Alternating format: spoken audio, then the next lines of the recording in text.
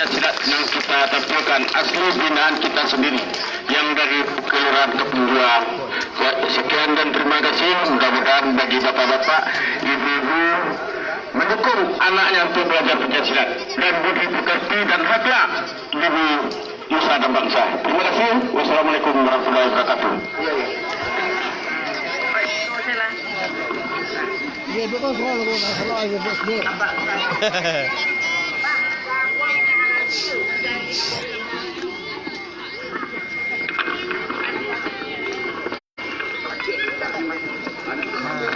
Nah, siap.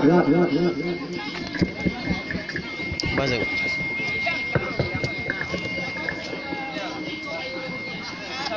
Ah,